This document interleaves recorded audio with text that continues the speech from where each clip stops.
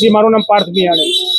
जी गोटीनो वरघोड़ो तो निकळશે હજુ જેટલી ફરિયાદ થઈ છે બધી જ જગ્યાએ વરઘોડો તો નીકળવાનો જ છે ફાઇનલ છે પણ એક અમારી લોકોની અને સમાજની એક જ માંગ છે કે એમની ઉપર ગુજ્જી ટોકનો કેસ લાગે અને એને ફાંસીની સજા મળે।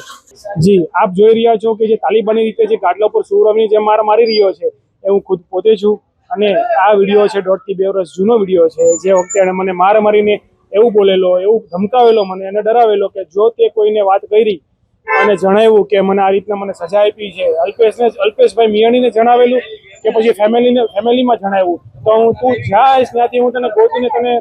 જાનથી મારી નાખીશ ને તારા ફેમિલીનું હેરાન કરીશ આના ડરના કારણે મેં આજ સુધી પોલીસમાં ફરિયાદ નહોતી કરેલી। જી એનો લુક બદલ્યો એ મતલબ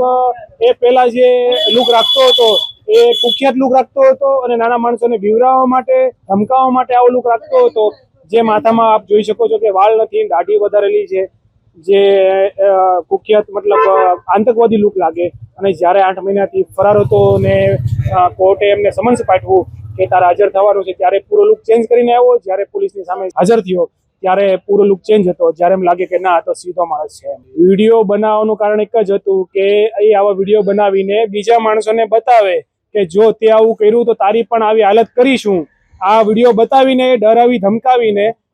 એના માટે આ વિડીયો બનાવતો હતો કે જે માણસોને બતાવીએ કે જો તે આવું ન કર્યું તો તારી આવે। જી હું આમ મારું તો રહેવાનું છે સુરત પણ હું કામ કરું છું બિલીમોરાથી સ્પેશિયલી જોવા માટે આવેલું। મારું નામ મુકેશ ગજેરા છે। આજે ચિરાગ ગોટી જેમણે અસંખ્ય લોકો સાથે ચીટિંગ કર્યા છે અને લોકોને દબાવ્યા છે અને ખંડણીઓ પણ લોકો પાસેથી ઘણી બધી લીધેલી છે। 2019માં મારે મિત્રતા હતી ત્યાર પછી 2021માં વિશ્વાસમાં લઈ અને મારી પાસેથી 18,75,000 ઉછીના પેટે જે લઈ ગયા હતા એ મને પરત ન કરતા મેં એમને જાણ કરી પણ ધીરે ધીરે 2-3 વાર કોલ કરવાથી ધીરે ધીરે ઉશ્કેરાઈ ગયા અને ત્યાર પછી ગાળાગાળી દેવાનું ચાલુ કર્યું। ખરેખર મારે જ્યારે જરૂર હતી ત્યારે મેં એને કોલ કર્યો ત્યારે સાંજના 7-7:30નો સમય હતો અને મને એવું કીધું કે અત્યારે હાલ ક્યાં છે તું? મેં કીધું હું મારી ઘરે છું।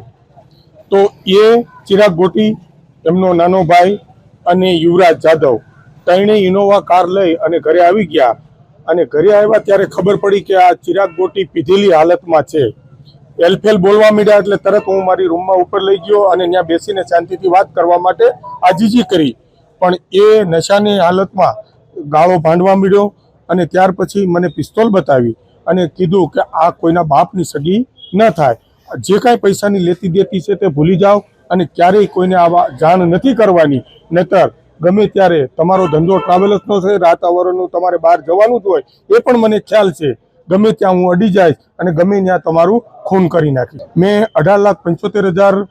ચિરાગભાઈ ગોટીને આપેલા અને 1 લાખ યુવરાજભાઈને જે એમના વાઈફ બીમાર હતા એટલા માટે એને પણ ઉછીના પેટે આપેલા। આજે જે પોલીસ કામગીરી કરી રહી છે એમનો ખૂબ ખૂબ આભાર માનીશ કે આજે જે અર્થતંત્ર અને પોલીસ કામગીરી ખૂબ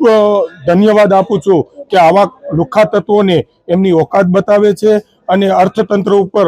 તમામ સમાજને પૂરેપૂરો વિશ્વાસ બેસે એવા કાર્યો કરી રહી છે। 2021નો એક બનાવ છે તેમાં આરોપી વિરુદ્ધમાં ફરિયાદીએ 18,75,000 રૂપિયા પોતાને ફરિયાદીને લેવાના હોય એ પૈસા આપવા ન પડે એ બાબતે ફરિયાદીને ધાકધમકી આપેલી, ફરિયાદીના ઘરે આવી હથિયાર બતાવી બળજબરીથી રૂપિયા 5,000 કઢાવી લીધેલ તે બાબતનો એક ગુનો સરથાણા પોલીસ સ્ટેશનમાં દાખલ થયો છે। એ ગુનાના કામે હાલ આરોપીને અટક કરેલ છે।